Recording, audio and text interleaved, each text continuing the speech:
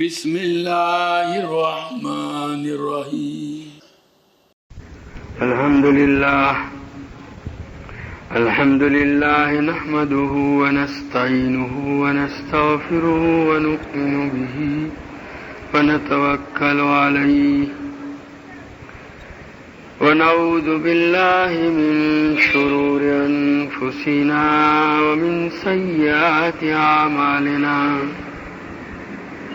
ونعوذ بالله من شرور أنفسنا ومن سيئات أعمالنا ونعوذ بالله من شرور أنفسنا ومن سيئات أعمالنا من يهده الله فلا مضل له ومن يضلله فلا هادي له ونشهد أن لا إله إلا الله وحده لا شريك له ونشهد أن سيدنا ومولانا محمدا عبده ورسوله صلى الله تعالى عليه وعلى آله وأصحابه وبارك وسلم تسليما كثيرا كثيرا. حدثنا أبو معمر قال حدثنا عبد الوارث قال حدثنا يونس بن عبد الرحمن بن أبي بكرة عن أشج عبد القيس رضي الله تعالى عنه وعنهم قال قال النبي صلى الله تعالى عليه وسلم إن فيك لخلقين يحبهم الله. قلت وما هما يا رسول الله؟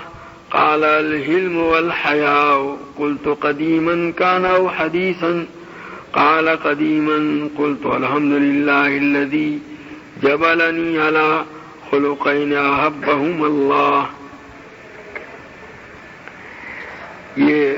باب کا عنوان قائم کیا ہے باب التودۃ فی الامور، یعنی کسی بھی کام کو انجام دینے میں اطمینان اور سکون کو اختیار کرنا، جلد بازی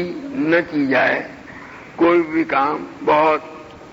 سنجیدگی، وقار اور اطمینان و سکون کے ساتھ انجام دیا جائے، تو یہ بھی شریعت کی نگاہوں میں بڑا پسندیدہ ہے اور اس کی تاکید کی گئی ہے.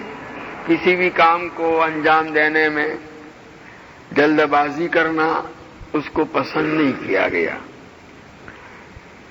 یہاں روایت لائے ہیں اشج عبد القیس کی. یہ عبد القیس یہ عرب کا ایک قبیلہ ہے جو بحرین میں مقام ہجر میں آباد تھا،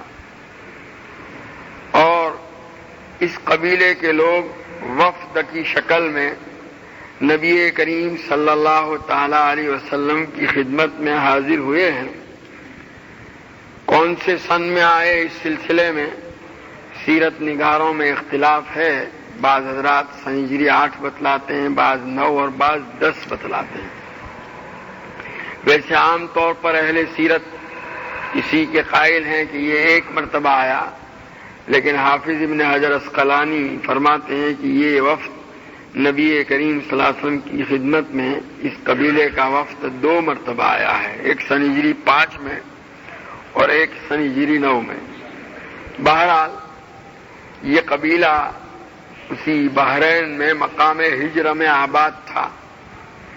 اور دوسرے قبائل کے مقابلے میں اس کی خصوصیت یہ ہے کہ یہ لوگ از خود اسلام لائے، اور اس سلسلے میں ان کے ساتھ کسی جنگ وغیرہ کی یا اور کسی چیز کی نوبت نہیں آئی. اسی لیے جس وقت یہ وفد نبی کریم صلی اللہ تعالی علیہ وسلم کی خدمت میں حاضر ہوا تو آپ نے فرمایا تھا مرحباً بالوفد غیر خزایا ولا ندامہ، کہ بھئی ایسے وفد کا آنا بڑا اچھا ہو، خوش آمدید ہو کہ جو رسوائی اور پشیمانی کے بغیر آئے ہیں. یعنی ان کے ساتھ جیسے اور جگہوں پر دعوت اسلام کے لیے باقاعدہ ٹکڑیاں بھیجی جاتی تھی اور وہ لوگ انکار کرتے تھے اور ان کے ساتھ مقابلے کی نوبت آتی تھی، اور گویا اخیر میں پھر وہ ان کی سمجھ میں آتا تھا۔ یہاں نبی کریم صلی اللہ علیہ وسلم نے فرمایا کہ یہ از خود انہوں نے جو ہے یہ وفد بھیجا ہے اور از خود اسلام قبول کر کے حاضر ہوئے ہیں، اسی لیے غیر خزایا ولا ندامہ سے تعبیر کیا۔ ان کے اسلام لانے کا واقعہ یہ ہوا تھا کہ یہ ان کے قبیلے کے جو سردار ہیں، جن کو یہاں اشج عبد القیس سے تعبیر کیا گیا ہے، یہ منذر ابن عائز یا منذر ابن حارث، یہ اشج عربی زبان میں اس آدمی کو کہتے ہیں جس کے چہرے یا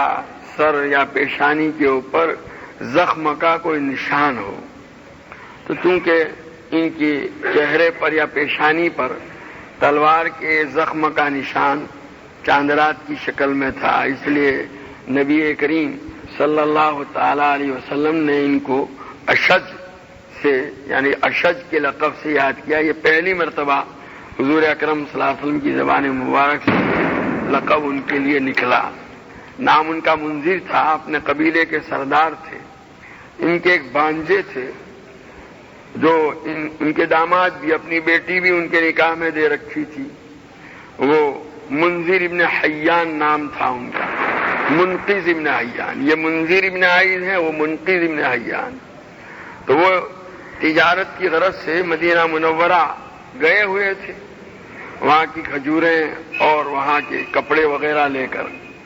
ایک مرتبہ وہ بیٹھے ہوئے تھے مدینہ منورہ ہی میں اپنے اس تجارتی سفر کے دوران،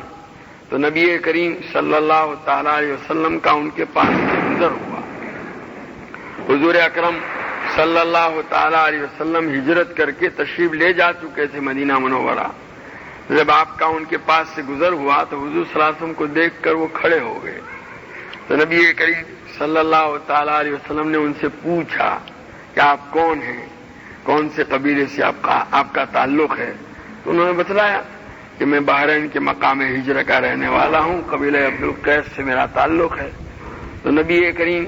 صلی اللہ تعالی علیہ وسلم نے ان کے قبیلے کے جو اشراف اور رؤسا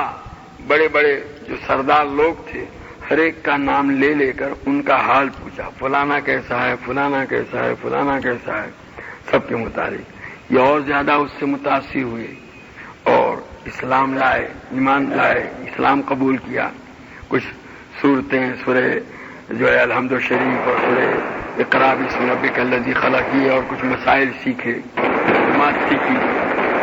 اب وہ جب جانے لگے تو نبی کریم صلی اللہ تعالی علیہ وسلم نے وہاں کے سرداروں کے نام ایک خط لکھ کر کے ان کو دیا اسلام کی دعوت کا، وہاں جاؤ تو ان کو یہ پیش کرو۔ اب یہ وہاں گئے تو انہوں نے کسی چیز کا اظہار نہیں کیا، یعنی نہ تو وہ خط پیش کیا، نہ کسی کو یہ بتلایا کہ میں اسلام لا چکا ہوں۔ گھر میں نماز کے اوقات میں نماز پڑھتے تھے، تو ان کی بیوی نے دیکھا کہ اب کے جب یہ آئے ہیں تو ان کا حال بدلا ہوا ہے، تو ان کی بیوی نے اپنے باپ سے یہی انہی سے اشج جو منذر ابن عائز یا حارث سے کہا کہ اب کے سفر سے جب سے یہ واپس آئے ہیں ان کے اندر میں بڑی تبدیلی محسوس کر رہی ہوں۔ کچھ اوقات ہوتے ہیں وہ آتے ہیں، وہ اپنے چہرے ہاتھ وغیرہ کو دھوتے ہیں، پھر کھڑے ہو جاتے ہیں مکہ کی طرف رخ کر کے، اور پھر جھکتے ہیں، پھر اپنے سر کو زمین پر رکھتے ہیں، یہ کرتے ہیں۔ تو ایسا کئی دن سے ہو رہا ہے۔ تو وہ آئے، انہوں نے بھی دیکھا، پھر ان سے بات کی، کیا بات ہے؟ تو انہوں نے پوچھا منذر نے ان سے، منقذ سے، اپنے داماد اور بانجے سے، تو انہوں نے بتلایا سارا حال کہ میں وہاں مدینہ منورہ گیا تھا، وہاں یہ ہوا اور یہ خط بھی، تو وہ سب سنا، تو وہ بھی انہوں نے بھی اسلام قبول کر لیا، وہ بھی مان لے آئے۔ پھر انہوں نے خط کا تذکرہ کیا کہ یہ خط جو ہے ہمارے قبیلے کے سرداروں کے نام لکھا گیا، وہ چھپا رکھا تھا، انہوں نے وہ نکالا، ان کو دیا۔ چنانچہ انہوں نے، یہ چونکہ خود بھی سردار تھے قبیلے کے، تو اپنے قبیلے کے لوگوں کو، سرداروں کو جمع کیا اور ان کے سامنے ساری تفصیل بیان کی اور نبی کریم صلی اللہ تعالیٰ علیہ وسلم کا خط پڑھا تو سب نے اسلام قبول کر لیا، ایمان لے آئے۔ اس کے بعد پھر ان لوگوں نے یہ طے کیا کہ ہم مدینہ منورہ نبی کریم صلی اللہ علیہ وسلم کی خدمت میں حاضری دیں۔ حضور صلی اللہ علیہ وسلم نے ان کو آنے کی دعوت بھی دی تھی کہ آؤ یہاں۔ چنانچہ ان کا ایک وفد جو ہے نبی کریم صلی اللہ علیہ وسلم کی خدمت میں حاضر ہوا۔ اس وقت پہلی مرتبہ جب یہ وفد گیا ہے، مکہ مکرمہ ابھی فتح نہیں ہوا تھا اور ان کے علاقے سے مدینہ منورہ جانے کے لیے راستے میں یہ قریش والا علاقہ پڑتا تھا، اور چونکہ یہ اسلام اور مسلمانوں کے دشمن تھے قریش، اس لیے ان کو ان کی طرف سے خطرہ لگا رہتا تھا جان مال کا۔ چنانچہ جب نبی کریم صلی اللہ علیہ وسلم کی خدمت میں وہاں مدینہ منورہ پہنچے ہیں، لکھا ہے یہ وفد جب مدینہ منورہ پہنچا تو ویسے ان کے آنے سے پہلے نبی کریم صلی اللہ تعالی علیہ وسلم نے حضرات صحابہ کو بتلا دیا تھا کہ کچھ لوگ اس طرف سے آ رہے ہیں، جانب مشرق سے، وہاں کے بہترین لوگ ہیں، وہ ایمان قبول کر کے آ رہے ہیں اور ایک وہ مدینہ کے قریب آ چکے ہیں۔ چنانچہ ایک صاحب نے، جنہوں نے نبی کریم صلی اللہ علیہ وسلم کی زبان مبارک سے یہ بات سنی تھی، وہ دور گئے مدینہ منورہ سے باہر اور ان کو دیکھا۔ پہلے تو دیر تک انتظار کرتے رہے کوئی قافلہ آوے، بہت دیر کے بعد مایوس ہو کر واپس لوٹ رہے تھے کہ کچھ سواریاں نظر آئی، وہ ٹھہر گئے، پوچھا آپ کہاں سے آ رہے ہو، بتلایا انہوں نے، کہا کہ آپ کے آنے کی خبر نبی کریم صلی اللہ تعالی علیہ وسلم نے دی اور آپ لوگوں کے متعلق یہ فرمایا، تو یہ خوش ہوئے۔ جب مدینہ پہنچے ہیں یہ سب قافلے والے نبی کریم صلی اللہ تعالی علیہ وسلم کی ملاقات کے شوق میں جو ہے مدینہ پہنچتے ہی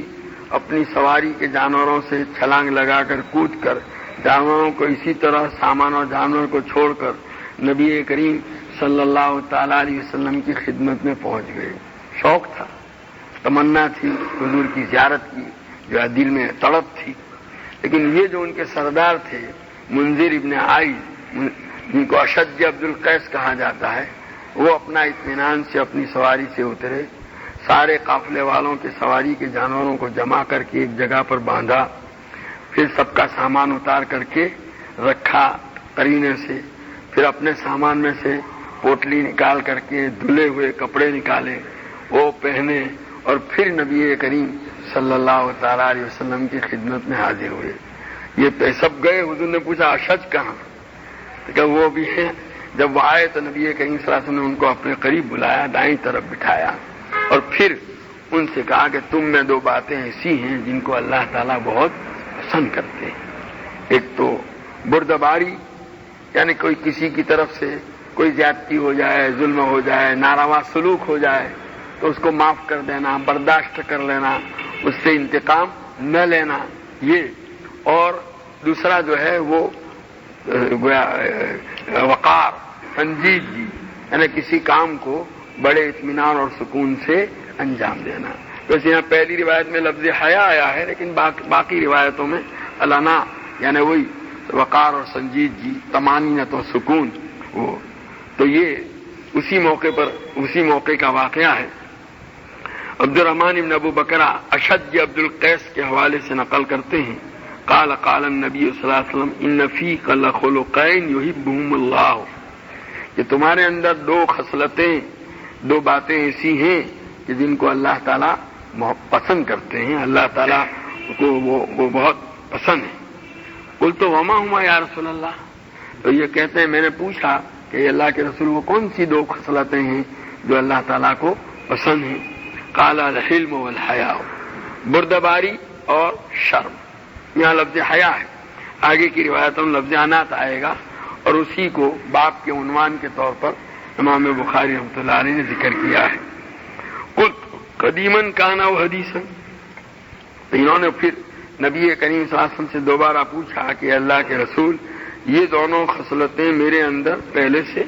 پیدائشی طور پر اللہ تعالیٰ نے میرے میں باتیں رکھی ہیں، یا یہ ہے کہ بعد میں میں نے اپنے گویا کوشش سے، ریاضت اور مجاہدے سے، محنت کر کے یہ حاصل کی؟ قال قدیماً، ارے اللہ تعالیٰ نے یہ دونوں خصلتیں تمہارے مزاج میں، تمہاری طبیعت میں، فطرت میں پہلے ہی سی رکھی ہے. قلت الحمدللہ الذی جبلنی علی خلقین احبہم اللہ. تو اس پر انہوں نے کہا کہ اللہ کا شکر ہے، تمام تعریف اس اللہ کے لیے جس نے مجھے ایسی دو خصلتوں پر پیدا کیا، یعنی گویا فطری طور پر، پیدائشی طور پر میرے اندر ایسی دو خصلتیں اللہ نے رکھی جن کو اللہ تعالیٰ پسند کرتے ہیں. حدثنا علی بن ابی ہاشم قال حدثنا اسماعیل قال حدثنا سعید بن ابی عروبۃ عن قتادہ قال حدثنا من لقي الوفد الذين قدموا على النبي صلى الله عليه وسلم من عبد القيس وذكر قتادة ابا نضرة عن ابی سعید الخدری رضی اللہ تعالی عنہ. یہ حضرت قتادہ یہ تابعی ہیں، قتادہ ابن دعامہ کہتے ہیں کہ ہم کو ان لوگوں نے جو نبی کریم صلی اللہ تعالی علیہ وسلم کی خدمت میں قبیلہ عبد القیس کی طرف سے وفد کے طور پر حاضر ہوئے تھے،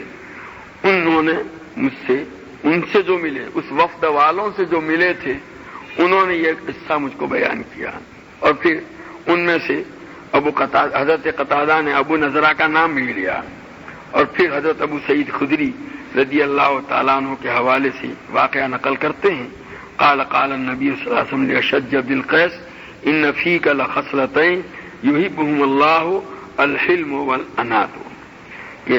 نبی کریم صلی اللہ تعالی علیہ وسلم نے قبیلہ عبد القیس کے سردار منذر بن عید جن کا لقب اشج تھا یہ فرمایا کہ تمہارے اندر دو خصلتیں، دو باتیں ایسی ہیں جن کو اللہ تعالیٰ محبوب رکھتے ہیں، پسند کرتے ہیں. ایک تو بردباری والانات، اور دوسری وقار، کسی بھی کام کو اطمینان اور سکون سے انجام دینا. اب یہ کہ بھائی یہ چیزیں اگر فطری ہیں تو پھر ان کا حصول جو ہے وہ آدمی کے اختیار میں تو نہیں، لیکن جو فطری اوصاف ہوتے ہیں ان کے لیے بھی آدمی اگر ریاضت اور مجاہدہ کرے، مثلا کسی کے مزاج اور طبیعت میں عجلت ہے، جلد بازی ہے،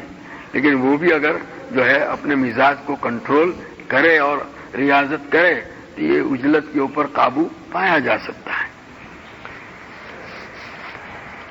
یہ ہے کہ بعضوں میں فطری ہوتی ہے، بعض جو ہے ریاضت و مجاہدے کے ذریعے سے اس کو حاصل کرتے ہیں. اسی لیے تو انہوں نے پہلی روایت میں پوچھا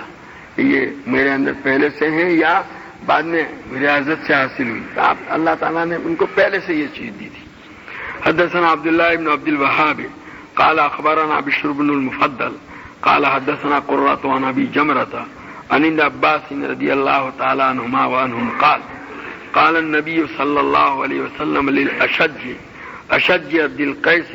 ان فیک لخصلتین یحبہم اللہ الحلم والانات. یہاں پر بھی وہی بات ہے،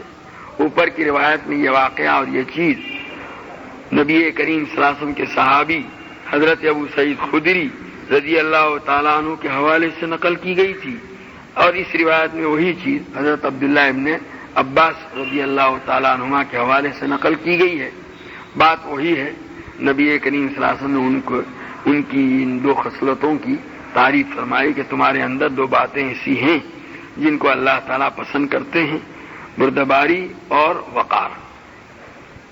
حدثنا قیس بن حفص قال حدثنا طالب بن حجر العبدی قال حدثنی حود بن عبداللہ بن سعدی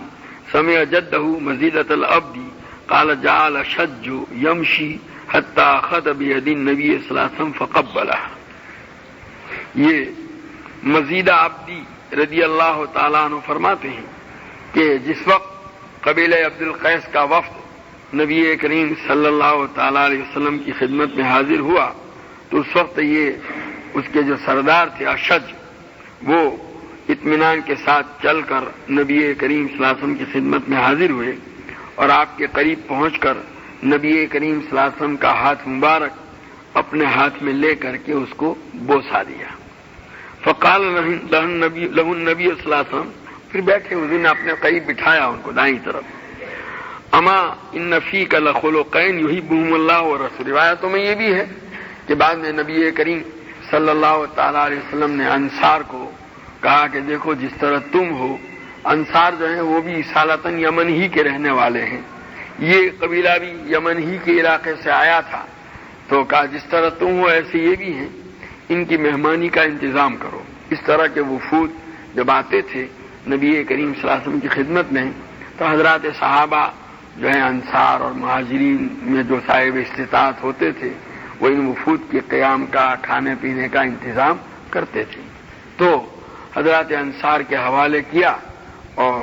وہ اپنے یہاں لے گئے۔ دوسرے دن جب آئے پھر دوبارہ مجلس نبوی میں، تو نبی کریم صلی اللہ علیہ وسلم پوچھا بھائی کیا ہوا؟ کہ الحمدللہ ان لوگوں نے ہماری بڑی میزبانی کی، بڑا اکرام کیا، نرم بستر دیا، اچھا کھانا کھلایا، اور انہوں نے ہم کو قرآن کی صورتیں سکھائی۔ اور یہ کیا سکھایا؟ الحمد شریف سکھائی، سورہ اقرا سکھائی۔ یہ ہم حضور صلی اللہ علیہ وسلم نے بڑی مسرت کا اظہار فرمایا۔ تو کہ یہ انہوں نے آ کر نبی کریم صلی اللہ علیہ وسلم کے دست مبارک کو بوسہ دیا۔ فقال له النبی صلی اللہ علیہ وسلم اما ان فیک لخلقین یحبہم اللہ ورسولہ، کہ تمہارے اندر دو خصلتیں، دو باتیں ایسی ہیں جن کو اللہ اور اس کا رسول پسند کرتے ہیں۔ یہاں لفظ رسول بھی آیا، اب تک لفظ اللہ ہی تھا، وہ اللہ کے رسول بھی پسند کرتے ہیں۔ بس اس کا مقصد یہ ہے کہ آدمی کو چاہیے کہ اس طرح کی خصلتیں، بردباری والا مزاج اور وقار اور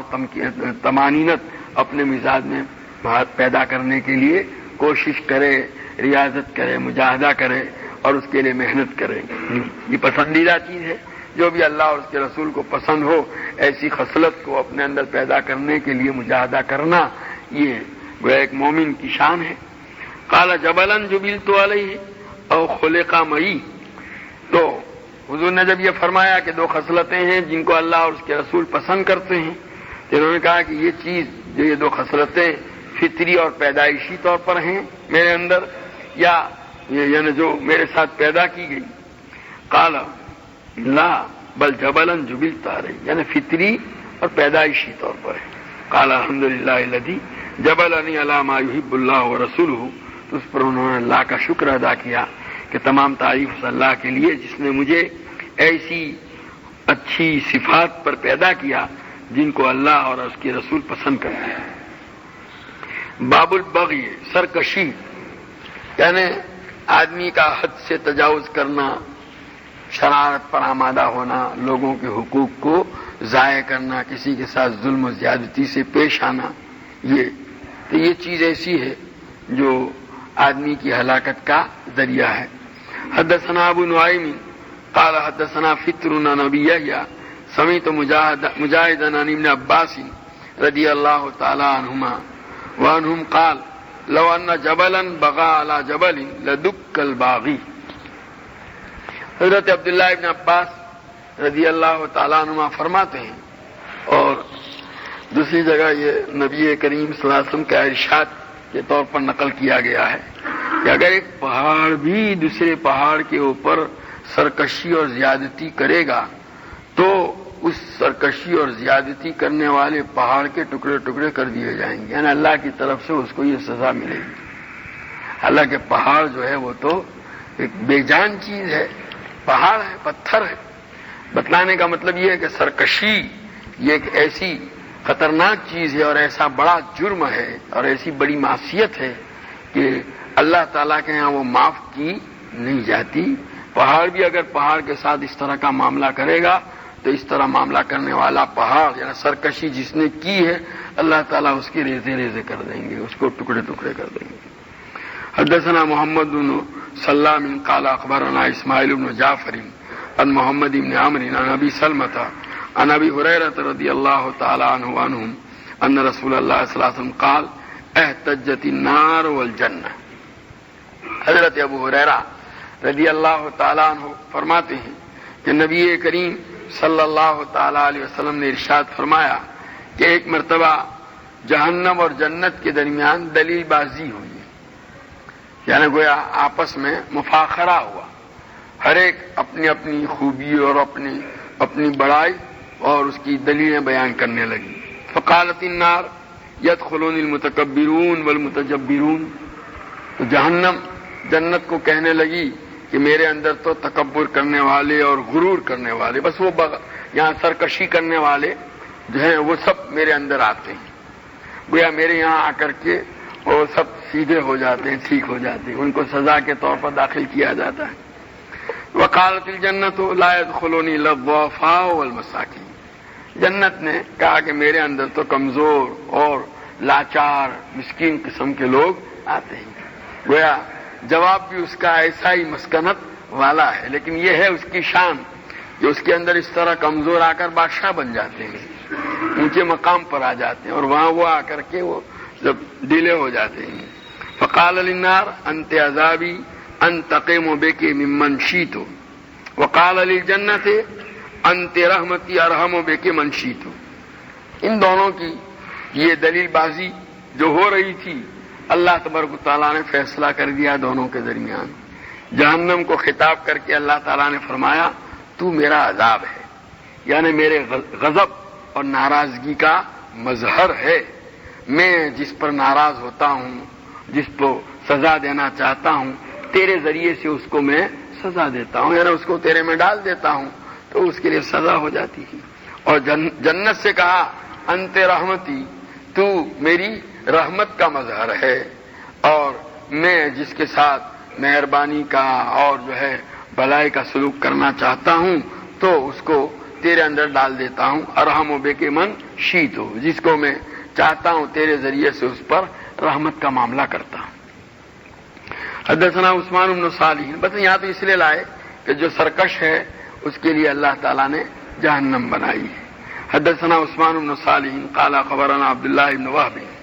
قال حدثنا ابو هاني الخولاني عن ابي الجنبي عن فضالة بن عبيد رضي الله تعالى عنه وعنهم عن النبي صلى الله عليه وسلم قال ثلاثة لا يسأل عنهم رجل فارق الجماعة وعصى إمامه فمات عاصيا فلا تسأل عنه یا فلا يسأل عنه وامة او عبد ابق من سيده وامرأة غاب زوجها وكفاها مونة الدنيا فتبرجت وتمرجت بعده۔ حضرت فضالہ ابن عبید رضی اللہ تعالیٰ عنہ صحابی ہیں،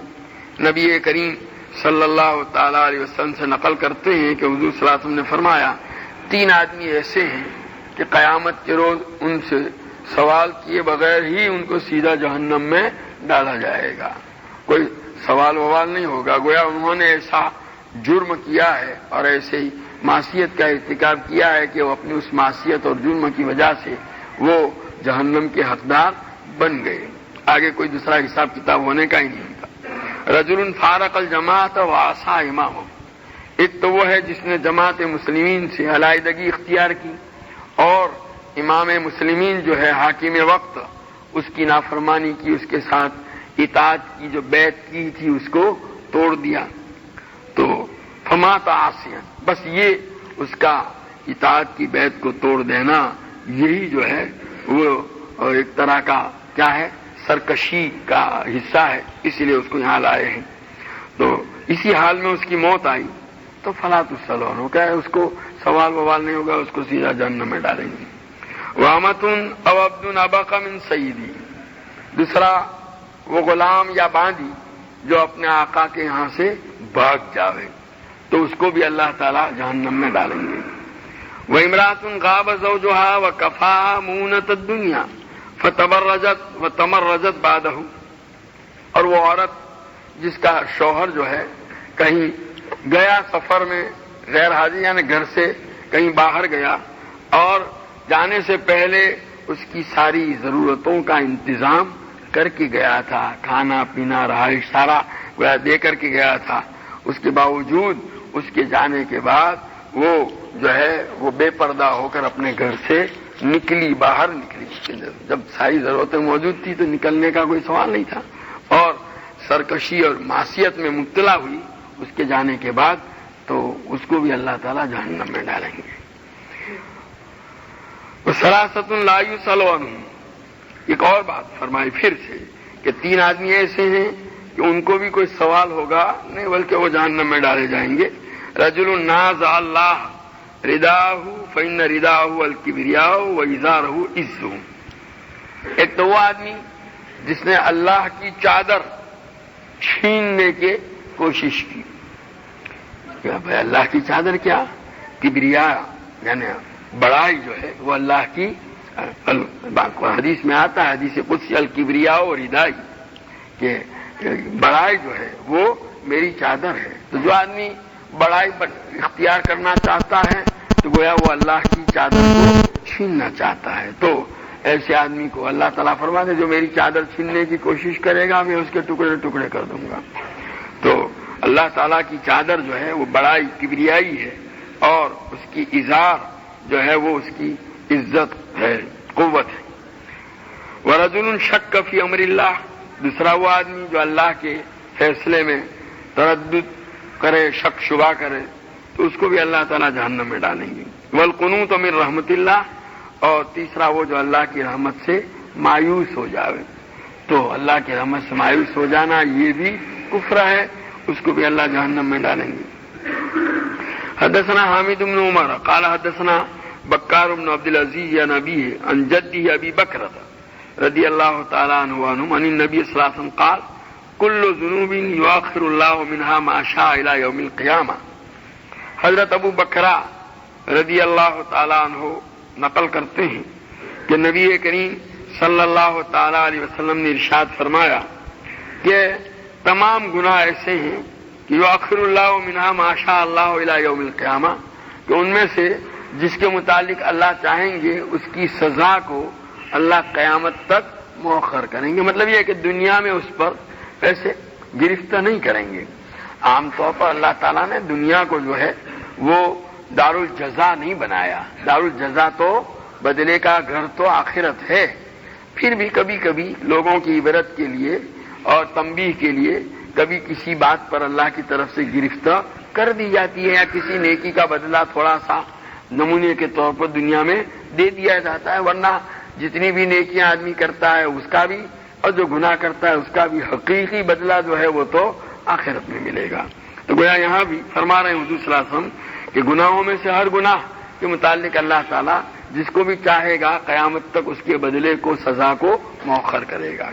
الا البغی وعقوق الوالدین او قال قطع الوالدین او قال قطع الوالدین او قال قطع الوالدین او قال قطع